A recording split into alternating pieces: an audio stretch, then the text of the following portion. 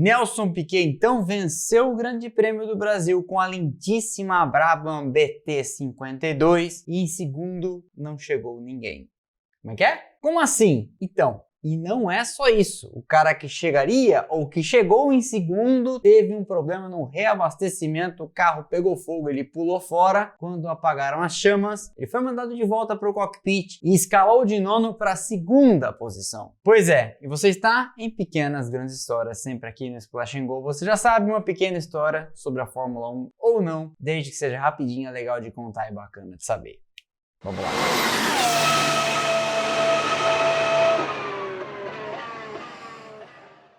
Mas antes, é claro, este vídeo é patrocinado pela nossa parceira deste quadro. Eu estou falando da GP Parts, um e-commerce especializado em peças e acessórios das melhores marcas que você vê correndo pelas pistas do mundo. Freios da Brembo, filtros da Sprint Filter, cintos, luvas e sapatilhas da Sabelt. Eu inclusive tenho as minhas, luvas e sapatilhas. Peças para suspensão, rodas de marcas que também estão na Fórmula 1, Oze Racing, BBS e NK, e mais uma infinidade de produtos que você vai olhar, vai querer e vai colocar na sua viatura. Por lá eles têm tudo à pronta entrega. Essa semana passada alguém comprou produtos da Sabelt, que tem cupom aqui embaixo na descrição. Alô galera do kart. E os produtos foram entregues aqui em São Paulo em 1h10 depois. Vai vendo. O site deles é fácil, bonito, rápido, seguro e por lá tudo sai em até 10 vezes. O que você há de convir comigo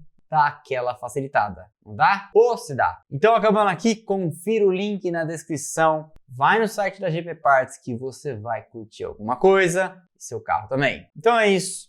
Seguimos. Toda vez que uma corrida acaba, é natural a pergunta quem venceu e depois de saber quem venceu, ato contínuo e quem chegou em segundo. Mas e se eu te contar que temos um grande prêmio de Fórmula 1 que aconteceu no Brasil em 1983, ano em que eu nasci, que ninguém chegou em segundo? Pode olhar nos registros históricos, entra no site que você quiser, Wikipedia, Stats F1, até no próprio site da Fórmula 1 deve ter. O Grande Prêmio do Brasil de 83, disputado no Rio de Janeiro em Jacarepaguá, não tem um segundo colocado. Quer dizer, até tem, mas não tem. Eu explico. Vamos começar pelo começo. A Fórmula 1 vivia a era dos motores turbo, de que já falei inclusive nesse vídeo aqui. Link na descrição. Grandes, poderosos beberrões, uma farra de força bruta. Pesquisa com materiais exóticos, combustível quase parecido com dinamite. A Renault tinha trazido uma tecnologia em 77 que gradualmente todo mundo, depois de parar de rir deles, foi aderindo. Aquilo marcava o começo do fim do domínio do Ford Cosworth DFV. Motor que tinha marcado época na Fórmula 1 desde 1968, vencendo até ali praticamente tudo e deixando os farelos para a concorrência, no caso, leia-se a Ferrari.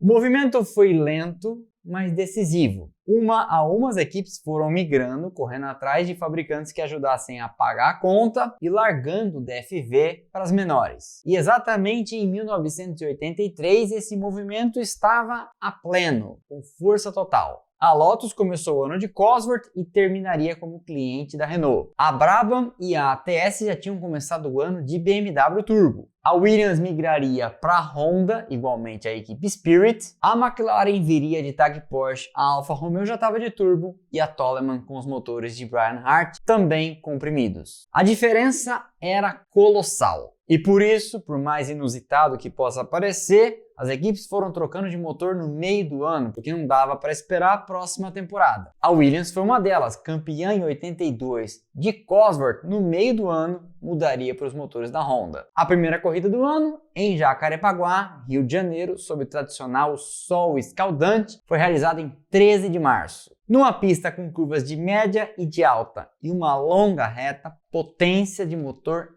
era um grande diferencial. Mas ainda assim, sem turbo, Keck Rosberg tinha feito a pole para Williams. Keck, é bom lembrar, àquela altura era o atual campeão. Depois de passar um período em ascensão, agora era um cara comprovado. Detalhe curioso, você sabia que Keck é queijo?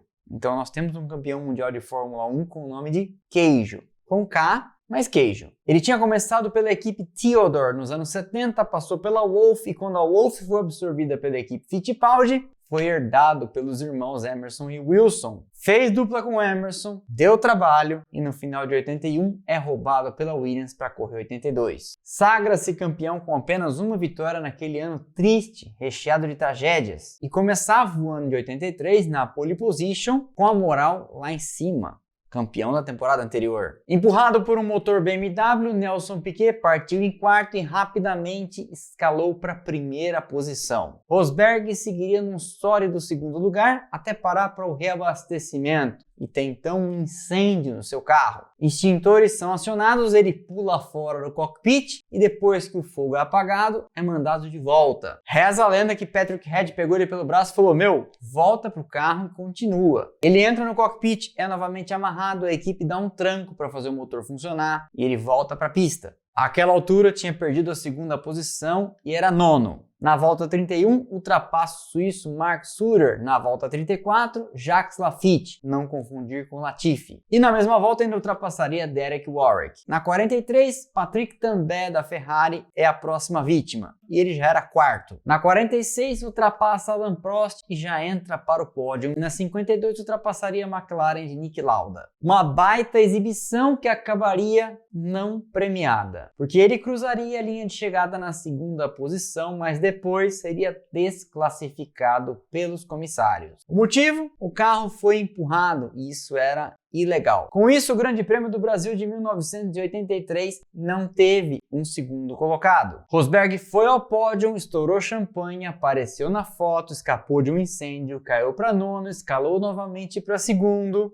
e foi desclassificado. E como se a loucura toda não fosse suficiente, ninguém abaixo foi promovido. Então Niki Lauda de McLaren, terceiro, continuou terceiro. Assim como quem vem em quarto, quinto e sexto, ninguém subiu. O que coloca este grande prêmio nos livros de história e estatística, pode olhar, sem um segundo colocado. Ninguém recebeu aqueles 6 pontos. Não dá para dizer então que foi uma tarde entediante para Keck Rosberg e seu bigode, não é verdade? Essa foi então mais uma edição das pequenas grandes histórias do Splash & Go. Espero que vocês tenham gostado. Deixa o like que é de graça, não custa nada e ajuda demais o canal. Quebra essa pra mim. E eu te vejo aqui nos próximos vídeos lá no Instagram, Twitter, TikTok e Telegram. Estão passando aqui os arrobas e os links estão lá embaixo na descrição. Não se esqueça também de apertar o botão hypar o vídeo para ajudar o YouTube a empurrá-lo lá para cima. Assim, mais gente conhecerá o canal como você um dia viu um vídeo nosso pela primeira vez.